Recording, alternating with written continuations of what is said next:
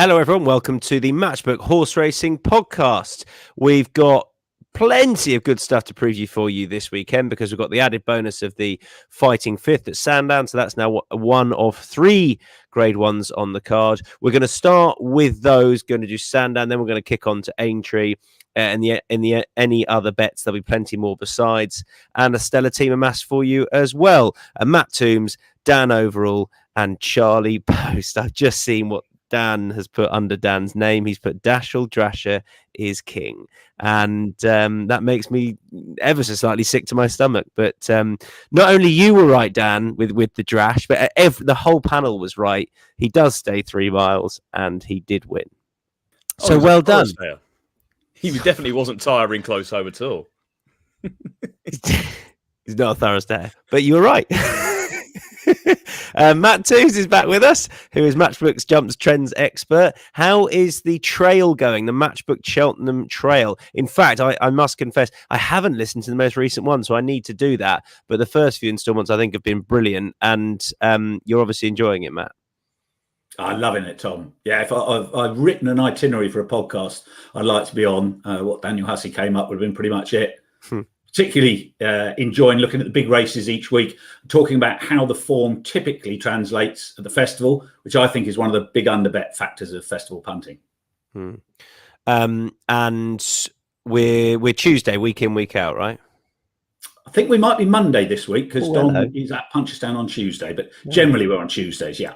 Okay, so keep a lookout for that. And of course, you if you can't take it in live, you can watch it afterwards. Charlie Poste, you're back. After your brilliant weekends tipping, you went on the smash in Berlin. Is that right? I don't know whether the wife would say it was the smash, but yeah, we had a nice little trip away for sure, Tom. Wouldn't she? How disappointing for her. Yeah, exactly.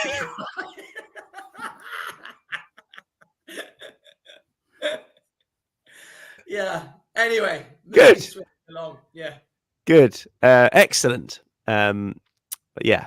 Say hi to Fran. Good. So, right, let's move on.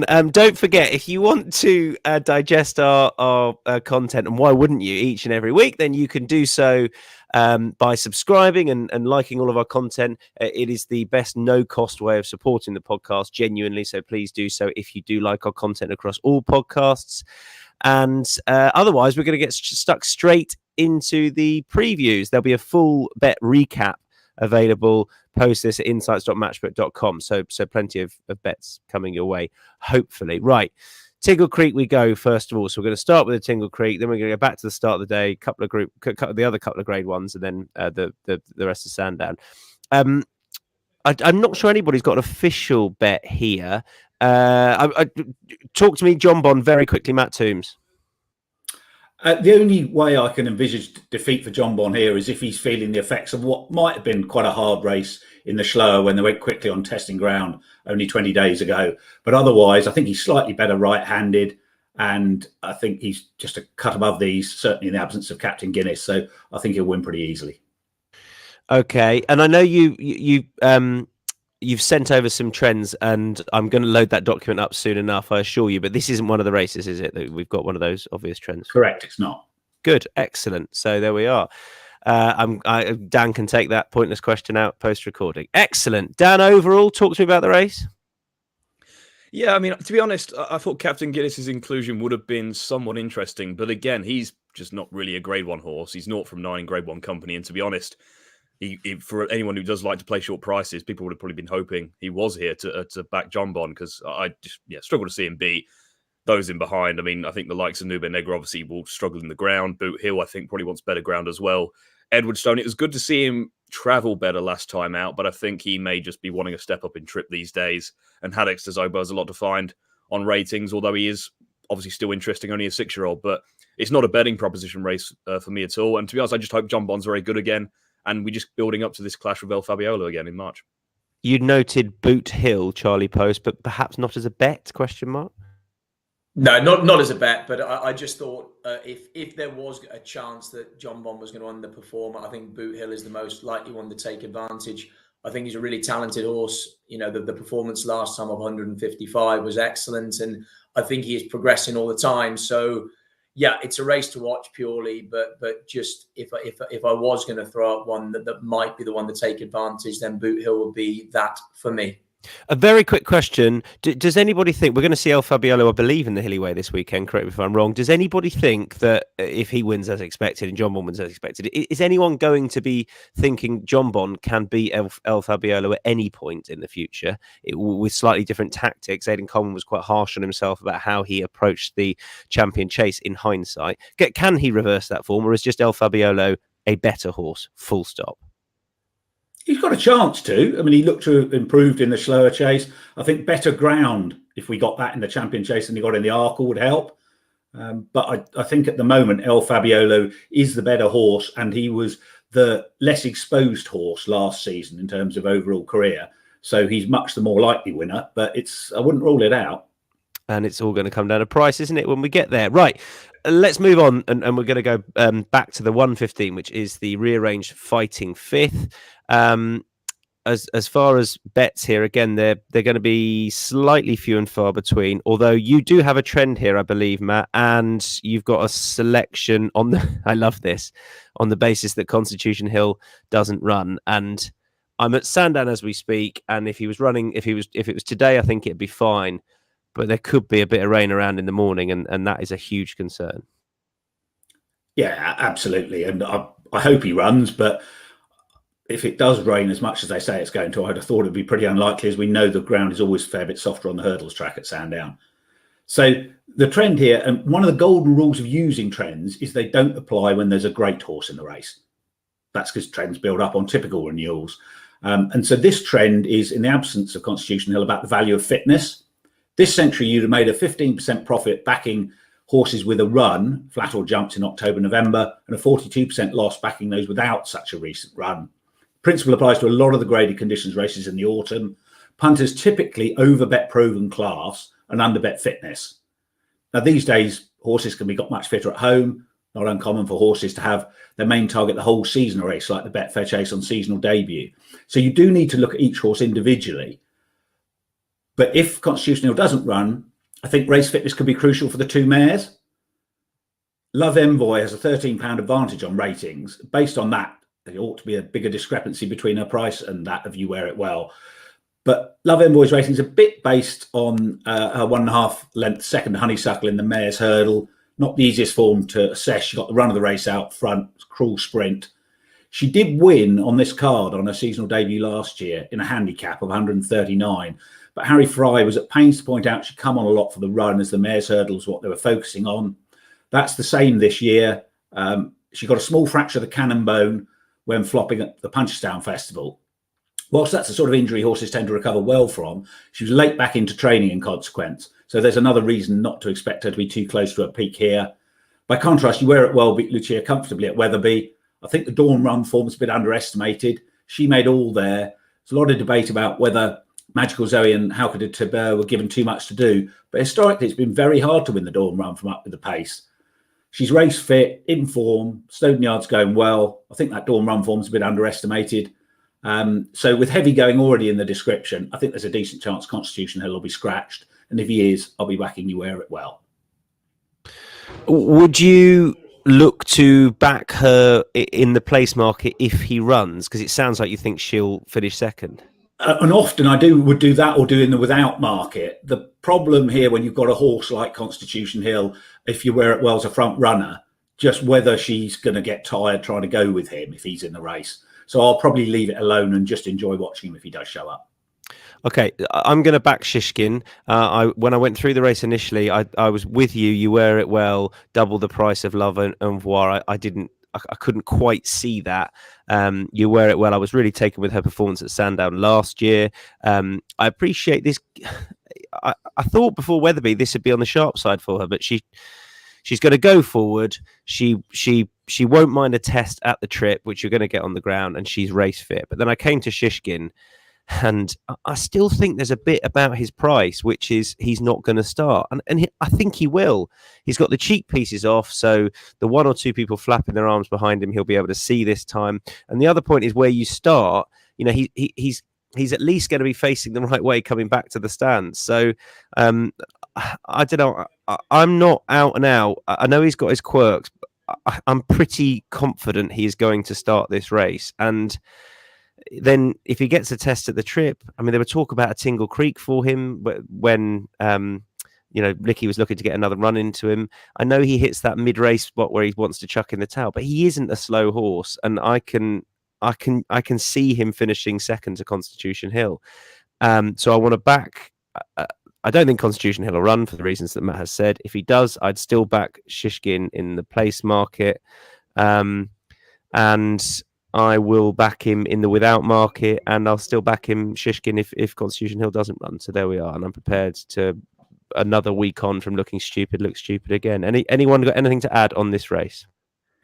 I think your comment about Shishkin starting is valid. I think he'll start. I think this start is actually way better for him than the Ascot one where you have to wheel in around the fence. And I genuinely think he would have gone if they'd have jumped off. You know, when he trotted in after he planted initially, it was the fact they paused again that did him. I don't see that being an issue if you're a Shishkin fan. And I suppose, if Constitution Hill doesn't run, he's also the hell of a lot of talent. So something's got to pick the pieces up. Go on, Dan. I mean, he may well start, but wouldn't he have to start now to have a chance? Quite possibly. I mean, I couldn't. I mean, he's only having a spin here for the King George, isn't he? Really, I couldn't have him on my mind. It's one of those races where I'm going to Sandown, and obviously I'd love to see Constitution Hill, but if he doesn't run, I'd actually love to see the match race between Love Envoy and You Wear It Well. I think that's a really fascinating race between two very similar, likable, forward-going mares who both like soft ground. Like that on its own, I think, is a decent enough substitute. I mean, I hope Constitution Hill runs, but if he doesn't, I will actually quite look forward to that matchup. And to be fair, I echo what Matt said about You Wear It Well. I think she is overpriced relative to Love Envoy. We have, subsequent to this, an actually quite competitive Grade 1 contest, which is the Henry VIII Novices Chase. JPR 1 is 3.0, 5.0 Colonel Harry ICO is 5.0, Unexpected Party 5.0, Petit Tonnerre 12.0, Le Patron is 21.0. Dan, you can come straight in, sir. You are with JPR 1. Yeah, this is a really interesting race, you say, something you can actually get stuck into. I think the tactical angle in particular makes this very fascinating. You've got 5 of the 6 who have all gone forward in recent starts. The only one who hasn't would have been Petit Tonnerre, obviously finished second when JPR1 would have won in the Arkle Trial at Cheltenham. I don't think JPR1 of those 5 that do go forward, I don't think he needs to, and I think they'll ride him with a bit more restraint, which may suit him in the conditions here. Obviously, he did make all, or was attempting to make all at Cheltenham in the Arkle Trial, but before that he was held up in last of 3 when he made his chasing debut, and his hurdles form suggests he is very tactically versatile. So I think they'll be a bit patient with him. I do think he will stay 2.5 miles in time on soft ground, which I think he'll probably need to with the way conditions will be here. And for all that he was given an easy time in the Arkle Trial, he would have won comfortably. And I think of the runners in here, in what isn't a vintage renewal, he still has the most upside. I think the fall he took, it was so soft. I mean, he jumped it absolutely fine. It was just a light stumble after the landing side. You can poke holes in that form all you want. I just think he's got the most upside of all of those in here. He's tactically versatile. I think he'll handle the ground, whatever it comes up as. And yeah, I'd be more excited about him going forward than any of the others, I think. We have 4 different horses going up here. Charlie, your turn next. Yeah, I mean, I hear what Dan says. I just think, on hurdles form, I don't think there's that much between them. I just felt JPR1 was short enough against horses with relative similar levels of ability as hurdlers moving into this sphere. And yeah, I've gone with Colonel Harry. I mean, he was very good last year.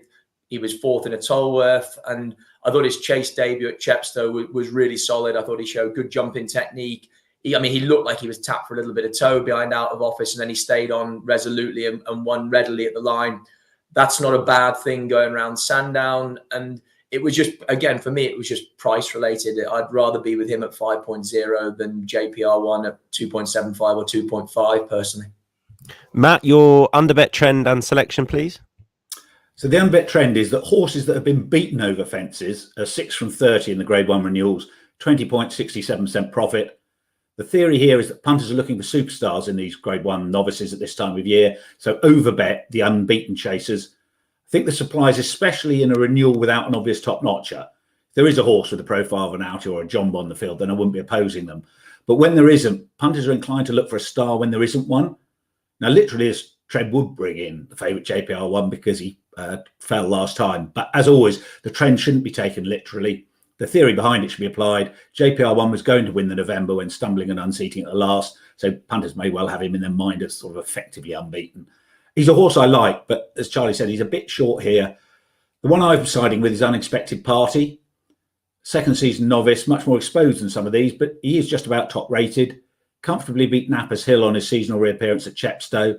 Whilst the runner-up was making his chasing debut, said to need the run there. He won the Rising Stars next time. And Paul Nicholls is targeting the Quarto Star with him rather than running Hermes Allen or Stay Away Fay, and it shows how highly thought of as a chaser he is.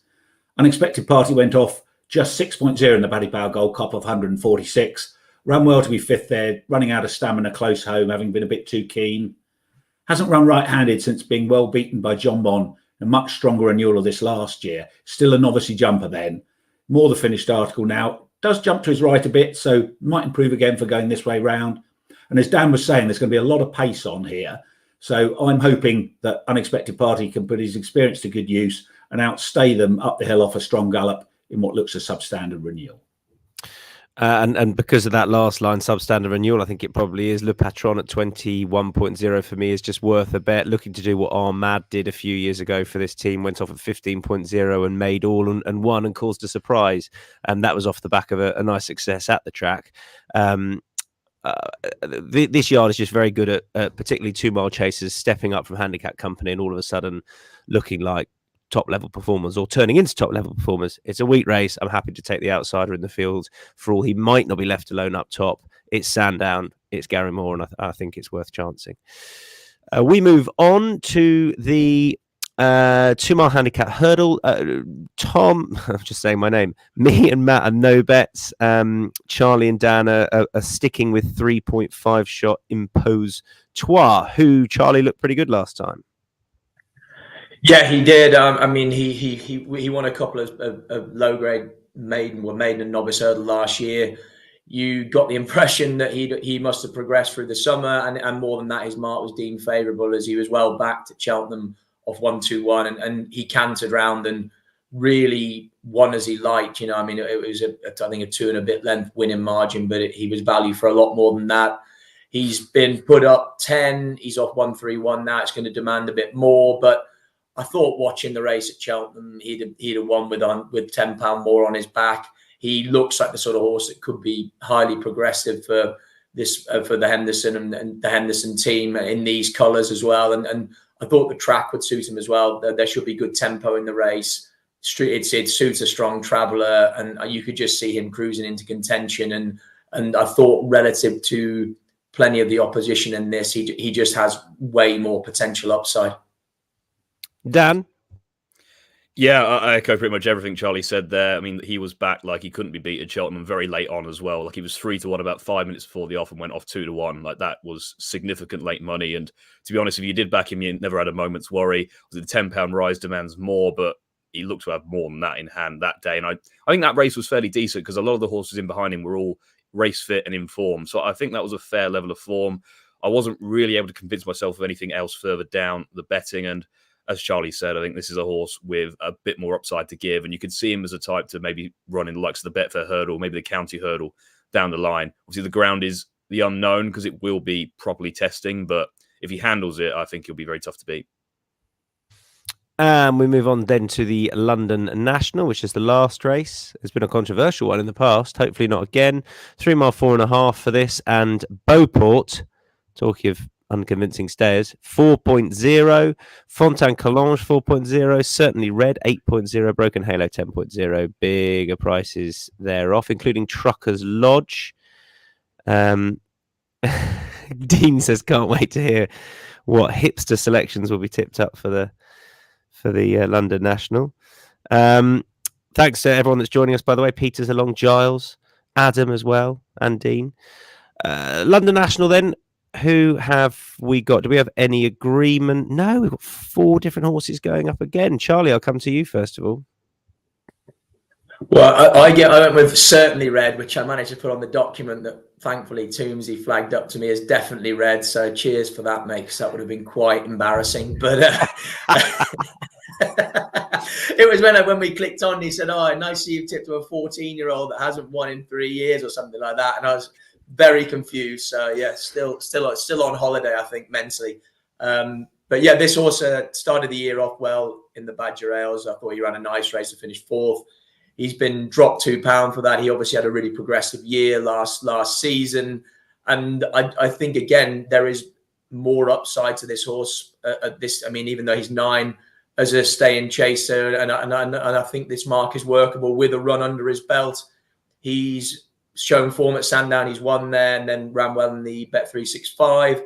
And I just think, yeah, like I say, that there's plenty in here that are very much exposed, whereas I'm not sure this lad is completely over these sort of marathon trips. Also, just bear in mind, if Chepstow is on, I think Cyclop and Fortescue will be going there and won't be turning up in this race.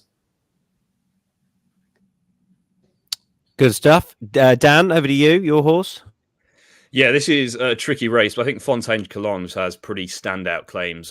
She would have been nailed on, I thought, to run in the Haydock race she won last year, a couple of weeks ago, but she didn't go for that for whatever reason. But I mean, the main angle with her is that she just goes very, very well fresh, which she showed last year when she won that Haydock race. She beat the big breakaway on that occasion, who, for all that he loves not winning, like, there's a fair level of form because he was second in the Welsh National next time out. The third was Rapper, who may well reoppose here. He won by 11 lengths on his next start, and they'll actually oppose here on the same terms as they did at Haydock. He was 11 lengths behind her on that occasion. And it's just a case of her bouncing back to that level of form. And I think with a wind up, Venetia's horse is obviously flying along, especially first time out. Her strike rate with horses first time out since October is 33%. And given a lot of those are coming in competitive handicaps, that is a very impressive strike rate. So I think if she's ready to go, heavy ground, a real test of stamina is absolutely what she wants. She's weighted to win. She's only £1 higher than when she won that Haydock race, which was good form. I think she's got a very, very good chance. Matt Toombs, your selection. Yeah, from the front of the market, definitely agree with Dan. Liked Fontaine Collonges. I was tempted. Venetia said she was supposed to be running on that same race on the Betfair Chase card, and I've not found out why she didn't turn up, because it was her target. So just wonder how her prep's gone. So I've decided to take a bit of a flyer, one at a price, because it does look a race, as Charlie said, full of pretty exposed horses. I'm going to chance Boldmere. He joined Alex Hales last season after Caroline Bailey retired. Good form, winning twice, including off this mark. Can ignore his comeback run because he was brought to a standstill by a faller. And those wins last season were in small field veterans races. This is more competitive. He's been running on left-handed track, so there's a question about Sandown too. He is a chancy proposition, but the theory is I've long thought he was worth a go at a marathon trip. He would have won the Grade 2 Towton Novice Chase, then over 3 miles, nearly 4 seasons ago, but for falling at the last. But he's never been given a try at a marathon trip. So I'm going to take a punt that it will really suit him and that he can take what might not be a strong renewal of this. He's about 19.0 and he might drift a bit given connections. And I'm going to chance an 11.0 shot. It's not overly confident. It's a win place bet, but it's more that I was impressed with Freddie Gingell on the horse when they won last year. Obviously didn't get very far last time, but the trip is fine. Freddie Gingell's having a very good year, as I think plenty expected he would, and seemed to get on very well with the horse with their success last year. So I will chance him 11.0, but it's very tentative, just half stakes win place for me in that race. We move on to Aintree then. So that's us done with Sandown. Yes. So we've now got the 1255 listed Mares Chase. I haven't got prices in front of me. It's not a race that interests me hugely. I'm a no bet, but we do have a few different selections. I think yours is the biggest price of the lot, Dan, overall. Maybe. I think Charlie might have me beat there, but obviously a lot of we building this up as a match between Zambella and the Venetia horse Pink Legend. And on what they've achieved on peak form, you can see why. Obviously, that they are ahead of the betting. They're basically, I think, 2.5 the pair, but there's a lot of rain forecast for Aintree, and it looks like it's going to get very, very testing. And with that in mind, given they're going to be having the first runs of the season, I thought Burrows Diamond at a double-figure price was a more interesting proposition, given that she has the fitness edge and proven 3-mile stamina, who goes well in deep ground. You can put a line through her run last time out because she needs to go left-handed, and it just didn't work out for her last time. But she had some very solid handicap form last season in some deep races against the geldings, which I always think is a decent guide to mares races when you could take on the geldings. Obviously, Sue Smith is a trainer who tends to bring her horse along quite gradually. This is generally the time of year where they start to hit their stride. I did a double at Market Raisin the other day, so they're starting to hit form. Boris Diamond, I think, it has looked in need of the last couple of outings, and if this does turn into a real stamina test, she's, I think, the one most equipped to handle that. And in conditions like these, you can often get a shock. And I thought she was just maybe a bit overpriced on that basis at 11.0. That is an excellent flag, and one that I'd completely forgotten about when the Smith horses hit form. Because it's year on year, it's definitely a thing, isn't it? Yeah, absolutely. Like, there's a couple. Like, I mean, Jane Williams is similar, I'd say. Like, the first couple of runs, you can almost you can take them with a pinch of salt, and then as we get into the proper winter months, they build up their fitness, they start to really hit their stride, and they tend to come in bunches. So always something to keep an eye on. And you're very similar prices for your selection and for Charlie's selection. I've noted down, I've got 11.0, both of them. Charlie. Basically, I think the theory is the same as Dan's. I just thought that the top two in the market, there were question marks potentially against them in this contest. And yeah, I just came down with Sacre-Cœur. This mare's been really progressive since moving to Dan Skelton. She's 4 from 8 over fences. She won a decent pot at Plumpton on her penultimate start, ridden by Fergus Gillard. And then they ran her at Wincanton in the Elite to take advantage of picking up good place money. Zambella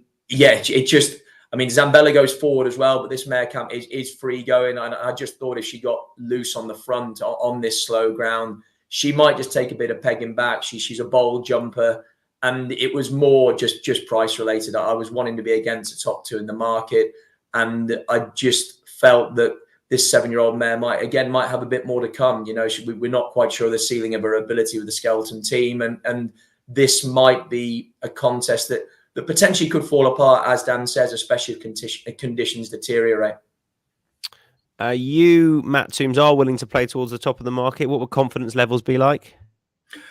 Reasonably good, because in the terms of a match at the front two in the market, I'm very much with Pink Legend here. They're clashing her and Zambella for the 7th time over fences. Scores 3-all at the moment. So on overall form, little between them. Both making a seasonal debut. And whilst that's pretty much the norm at this time of the year for Pink Legend, Zambella is, as is the norm for the Twist and Davis horses, usually out much earlier, 26th of September to the 10th of November, the last 3 seasons. I thought she'd go for the 3-mile listed race at Market Raisin. She ran in last year, but she didn't. So I wonder if she's not had a clear run this time.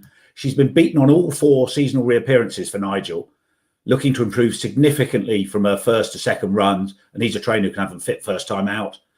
By contrast, Pink Legends won on her seasonal reappearance in 2019, 20 and 21, each time shown a fair bit better form than on her next run. And last season, she was pitched into the Peterborough and outclassed by Pic D'Orhy, so that's easy to forgive. So they're 2 closely matched mares on form and ability, but the evidence suggests, especially with the ground being a Venetia horse, Pink Legend's a fair bit more likely to be nearer a peak here. I think she should be a clear favourite, so I still think she's value at about 2.5. All right, we're kicking on to the BECHER. Incidentally, there are no selections for the juvenile hurdle, and also the 130. I think has subsequently been added to the ITV card. I have a selection for it, but we'll come to that. I'm not sure anyone else does. But I missed the last at Aintree as a result. I think there's been some changing around there. But we've got the BECHER next. We can just launch straight into selections. I think I'll come straight back to you, Matt. Who do you fancy? Now, Where or When's a fascinating one here. One of those horses that could be a stone too high or a stone too low in the weights. Began last season by winning a 2-mile handicap at Down Royal of 123. It's worked out really well. The second, the Greek, 17 pounds higher. The third, by the same token, 7 pounds higher. The fourth, Jevries, 12 pounds higher. Then 12.5 lengths, 6, the Goffer of 127, a Grade A handicap at the Dublin Racing Festival over 2.5, staying on at the end. And then he ran in the Bobby Joe over an extended 3-mile one, went off 34.0, apparently excelled himself, being beaten just a length and a half by Ken Boy, subsequent Grand National runner-up for Nillier. Good horses like Carefully Selected, who won the Thyestes on his previous start well behind. Now, if that can be taken at face value, he's a potential blot on the handicap on 138. Yeah, Ken Boy was 11, was on a long losing run, but he'd been second in 2 open grade ones during the season. Still been showing good form. Was rated 157, weights for the national were out, so there was no need for Vanillier to be having his mark protected. Now, where I ran in the Irish Grand National, showed up well for a long way, just didn't get home in the very attritional conditions. Had a pipe opener in the Fortreer over 2 miles, now pitches up here. So a bit of a concern if the ground gets too deep, but cheek pieces back on. I'd be prepared to take a punt on him at a juicy price, probably win only, because he's probably a bit of a bolt up or bomb out merchant. And the team are well represented at Aintree. They've got a couple of runners later on in the double green. Dan, overall. Yeah, this again, my theme with a lot of these races is that conditions are going to deteriorate. So you're looking who is going to be able to handle a proper test of stamina in heavy ground, and the one that often appeals in those situations is Highland Hunter. I think obviously has been a thoroughly likable staying chaser down the years. Obviously has had his issues. And the only time he didn't run a good race over fences when he picked up an injury, which saw him out for about 2 seasons or so, which was when we last saw him on his reappearance from that. And he ran a decent race, I thought, at Kelso, his first start for Fergal O'Brien. A lot to like about that. It looked as if he probably would need it, but he's only gone up £2 for that. He's still on a mark that is winnable. He was second in the Welsh National of a £2 higher mark. Heavy ground, we know it suits him absolutely down to the ground. He's only had 8 starts over fences. So while he is a 10-year-old, and he obviously has had an injury issue or two, he isn't overly exposed yet. And he's always promised to take a really big race like this. And I think when you're looking for these kind of races, especially when it's heavy ground, you're looking for assured stamina. Ideally, a horse who goes forward to avoid anything in behind. He generally races prominently, assured stamina. He's got all of that. He takes to the fences, and he is in still the same form he almost showed at Kelso. I think he'll relish conditions, and I can see him running a very big race. Is it just? Yeah, there's 2 more Highland Hunters, isn't there? Charlie and I. I liked what he did last time on first start for the yard. I think he'll love these fences and bowl over them. And there wasn't anything else at the prices that interested me, anything like that 12.0 shot. Matt. Charlie. Yeah. That went well. 50-50 chance. Yeah, nothing really to add. I mean, I think you boys have covered it all. Yeah, I think he'll relish this test. I think the first run back for the new yard was very good and surely a natural progression, especially on very slow ground. He's got to be a major player in this, and at 12.0, I think he's a really good price. Pick up on a point that Giles has made. Cocoa Beach has earned the weight. Gordon is mustered at Aintree. He must be flying at home to bring him over. What do we... Matt Tombs, do you have any opinion on Gordon at Aintree, or in particular in this race, and why he's bringing him over, or not necessarily? At Aintree in the spring, yes. He's up to 162 now. Yeah, he's won 3 graded handicap chases. Not many horses do that. And he's kind of running out of options. So why not take a punt and see if these fences improve him? He did run well in the National a couple of times. He just didn't say the trip. Yeah. It's like I could see him giving a bold show, but it's just... I mean, the fact that he's rated 162 over here is, that kind of shows where he's at. He's just got very few options left. He's been such a good horse, though. But he's such a good jumper, isn't he? He is. He's brilliant. I mean, that's why I think he's ran so well in the National. For all the results don't show it, he does take to the fences very well. It's just 12 stone on what is going to be very... I mean, obviously, Danny Gilligan's £5 claim will help, but giving away a lot of weight in these conditions would be some performance. I was about to read out that Gordon Elliott only has a 12% strike rate at Aintree, but that's not a fair representation of the chances he gives himself, because he runs 400 horses in the National and only one of them can win. So that's not really fair to level at him. That is the BECHER done, and we move on to the 2 mile 4 handicap hurdle. So that's a 3:15. Couple of shouts for Sonny Gino. Dan. Yeah, I'd be really, really keen on his chances, to be fair. Like, they've talked about going over fences with him for about a year and a half now, but they just seem determined to land a really good handicap hurdle, and I don't think they're going to get a better opportunity than this. Like, this is a fair prize for the race that it is. He travelled like the winner in the Silver Trophy. Really impressed with the way he handled the testing ground that day. Wasn't necessarily sure to appreciate it, but seemed to go for it really well. Just tired late on when the yards were just in need of that run. I thought his run in the Greatwood was very good, considering he's not a 2-miler. He raced out wide all the way and just was outpaced, but stayed on to finish a very respectable 4th in obviously a strong grade of handicap, much deeper than this, I would say. 2.5 miles, definitely his trip. He did run a really good race over course and distance at the Aintree meeting of the Grand National meeting, rather, under exaggerated hold-up tactics, which I think they were just trying something new with him, given his success earlier in the season had generally come through making all. He's shown now that he's tactically versatile. He handles the ground. And while he is carrying 12 stone, I think he's got a class edge on these. And I think he rates a very, very good betting proposition. What would you like to add, Matt Toombs? I'd echo all that. The only thing I would add is that race here in the spring, he was hampered early on and got even further behind, and then had to switch a couple of times in the straight. So there's a real eye catcher there. As Dan says, course form will like the ground, and the fact that Paul hasn't taken him novice chasing, if he was going to do that, he had to do it now. Must think he's capable of landing this prize. I'm with Dan. It's one of my strongest bets of the day. Love it. And that horse is 5.0. 6.5, Charlie, is Vicky Vale. Yeah, a second run back from the wind up. I thought she ran a really nice race at Wincanton, ridden patiently. I thought she relaxed better than she has done in last season, and travelled into it well. And, you know, probably understandably just needed the run from the back of the last. I think at the time, or probably even now, the Skeltons have been struggling to find first time out winners for the season. So the fact this mare has had a run, their horses are going good at the moment. Harry is back on board, and I think this trip will suit ideally, given a patient ride again. And at 6.5, I thought she was an attractive betting proposition, Vicky Vale, in this. And one more selection. As I say, we're done now. I'm a no bet in that. So that is the 2.5 mile handicap hurdle at Aintree. So we come on to any other bets. I'll put up Warlord in that 130 at Aintree, which is now on the ITV card. I thought he shaped for a return to the trip last time. It's based on the fact that Jotis had a fair sort of first season last year, had some notable horses, but I think he'll have a better year this year for a few different reasons. And this is a horse who, based on last season's exploits, he's a fairly treated horse. He definitely shaped for a return to this trip last time, quite like the Cobden booking. And I know you've got last year's winner in there, who could be tough to beat, but there's a bit of pace on. I think that'll suit Warlord, so I'll chance him at around about 7.5. Charlie, I'm with him as well. I actually did the race because I saw they put it on ITV, and yeah, again, he's second run back from a wind up, and he actually lines up here £1 lower than he did in the Holden Gold Cup. So yeah, I quite like him too. And then the other one I had was Nassalam in the 137 at Chepstow. He started the year off. He ran a decent race in the Grand Sefton, staying on well.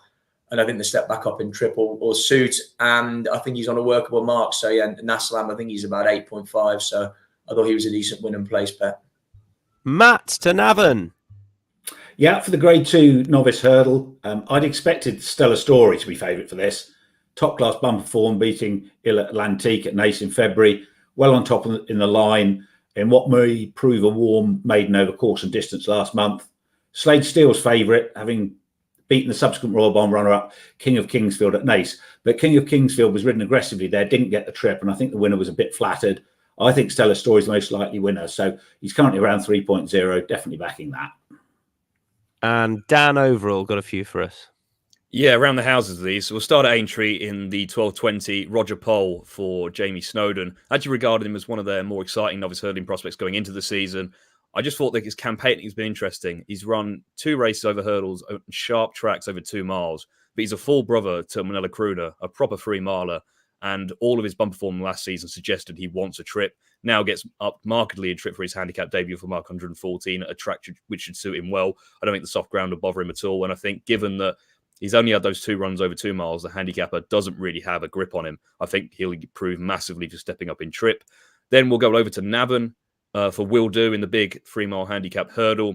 He's been on my radar for a while. After he made his hurdling debut, he looked a work in progress. He finished behind Monbeg Park, who's obviously a very smart horse, finished ahead of Seabank Bistro. Like, it was decent form for a horse who looked very, very raw, but they did what they did with Firefox. They sent him back into bumpers, and he just ran into the likes of Factor File, Western Diego, Tully Hill, a lot of smart horses, got off the mark in bumpers towards the end of last season, but reverted to hurdles at the start of this season and won 2 3-mile novice events in comfortable enough fashion, but he just looks a thorough stayer. This is his handicap debut off a mark 128. Jack Kennedy rides him, which is obviously interesting given that Gordon has about 4 or 5 in here. I think a proper 3-mile handicap on heavy ground will suit him down to the ground. No prices yet, but I'd be hoping for at least an each way option on him. And then go to Chepstow, another track. A horse I'm actually very keen on is Pimlico Point in the 212. A lot to like about his chasing debut when he was second at Exeter. That looked a really strong race at the time. A lot of future winners in there, I thought. He and a horse called Wise Guy pulled clear. He's trained by Nicky Henderson in the Mike Bike colours. He's lightly raced and always been regarded as quite a smart chasing prospect and looked it on that occasion. But you go back in behind that field, I think there's plenty that will come out and win races. And then you look at his maiden hurdle win, which came at Chepstow. He beat Autonomous Cloud and Super Survivor. They're rated 135 and 131 respectively now. Obviously, I know that's generally achieved that over fences, but those 3 look smart horses at the time. And Pimlico Point is clearly just not kicked on or had his issues since, but he's only rated 121 now. I think he'll be 130 plus rated chaser, and I'd be hoping for around 4.5 in what is a decent enough race, but a race I think he's more than capable of winning. Go to insights.matchbook.com for a recap of all of those. 3 extras put up there from Dan. There's 7 extras, I think, put up in total. Insights.matchbook.com for that. Matchbook Zero long shot time now. You're most likely to get best odds with Matchbook Zero because there is 0 commission, 0 margin. The nature of an exchange, or the Matchbook exchange, means that you're likely to get best odds anyway, and that is further enhanced by there being 0 margin, 0 commission. The market goes live at 10 a.m. every day. Win-only bets. I'm advising you to have a win-only bet on Shishkin. Constitution Hill, the more people I talk to here, the more I look at it. They're expecting a lot of rain tomorrow. I think you're going to be backing Shishkin without Constitution Hill in the market anyway. So that's what I'm advising you to do. Charlie Poste. Highland Hunter for me in the BECHER up at Aintree. Dan Overall. Yep, Highland Hunter for me as well. And Matt Toombs. Boldmere in the London National at Sandown. Okay, Lays. We've got a couple. Nothing from Dan and I, but Matt, you are interesting. Today, Stay Away Faye over the bigger obstacles again, but you're against.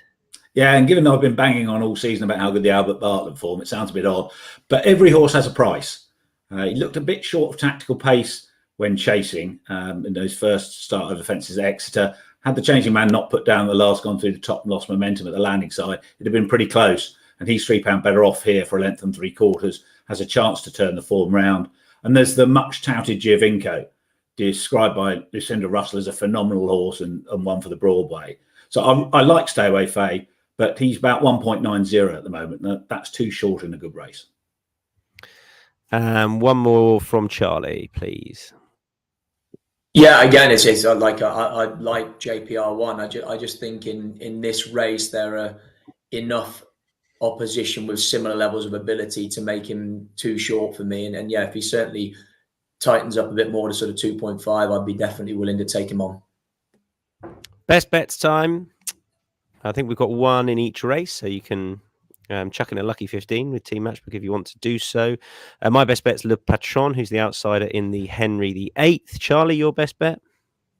Imposatoire in the 225 at Sandown. Matt Toombs. Sonagino in the 315 at Aintree. And Dan Overall. I probably would have gone with Sonagino, but a close second was Pimlico Point in the 212 at Chepstow, so I'll put him in. Super stuff. Thanks all. Matt, Dan, Charlie, we'll chat again soon. Enjoy the racing this weekend and have a good one.